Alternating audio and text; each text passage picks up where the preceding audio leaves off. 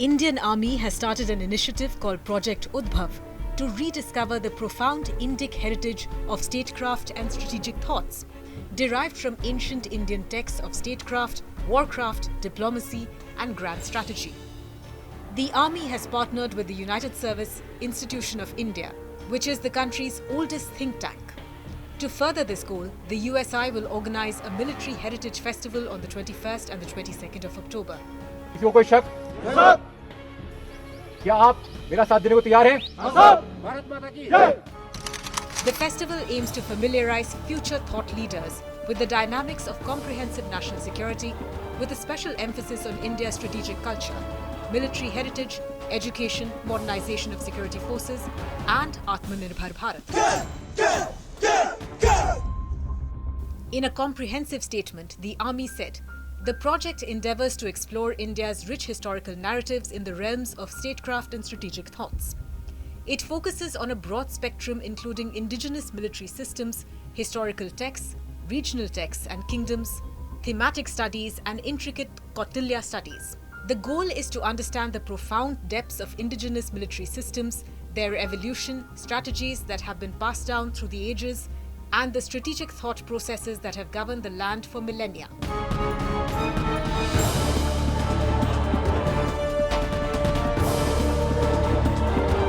The word Udbhav itself means emergence or to arise. At a time when India is focusing on shedding colonial vestiges, the Army and Defence Ministry's decision to popularise ancient Indian literature dealing with statecraft, military tactics and warfare will strengthen India's strategic and military thinking. There is far too much knowledge in ancient Indian texts that has been ignored for too long. After all, if China's Sun Tzu and his art of war can gain global popularity, so can ancient Indian texts. Besides, India can gain a distinct upper hand against its adversaries by popularizing the knowledge of ancient literature among all officers, strategists and decision makers within the army. The Defence Ministry should in fact push for Project Udbhav to be institutionalized in all the three forces. The decision to learn from Indian philosophy and statecraft ideally should have been taken a long time ago, but it's always better late than never. While citing Italian Machiavelli or Chinese Sun Tzu as war literature is in vogue as far as top military minds go, indigenous wisdom is dispelled as a regression in discourse. This mindset needs to change, and a decolonized thought process is required to drive that change. That is precisely what Project Udbhav seeks to achieve.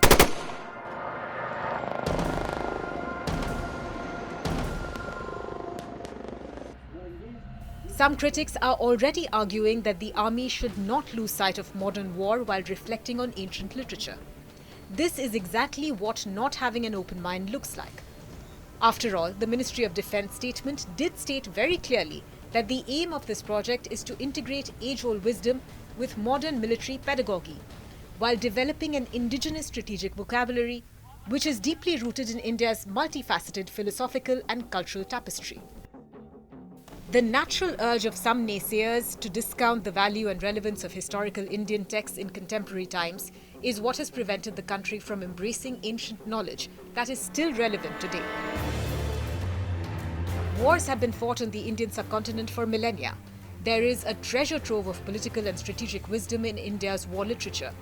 Even a person with the most basic of military and strategic sense knows that ancient Indian literature and the knowledge contained therein is timeless.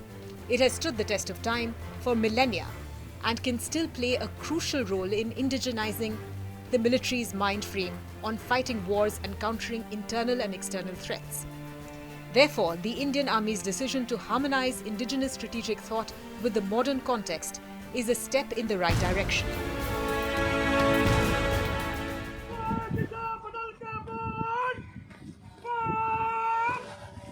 By reintroducing these classical teachings into contemporary military and strategic domains, the Army aims to nurture its officers to apply ancient wisdom in modern scenarios and also allow more profound understanding of international relations and foreign cultures.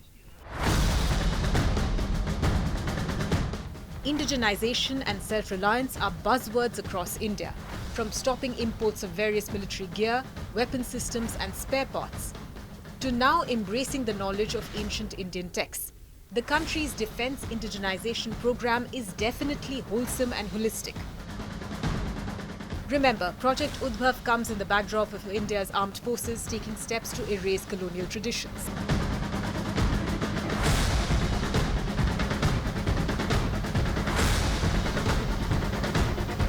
The Navy, for example, dropped the Cross of St. George and has adopted a new ensign, with the flag drawing inspiration from the seal of Chhatrapati Shivaji Maharaj. It also ended the practice of senior officers carrying batons. The Defence Ministry, in another example, launched a drive to rename British-era cantonments as military stations.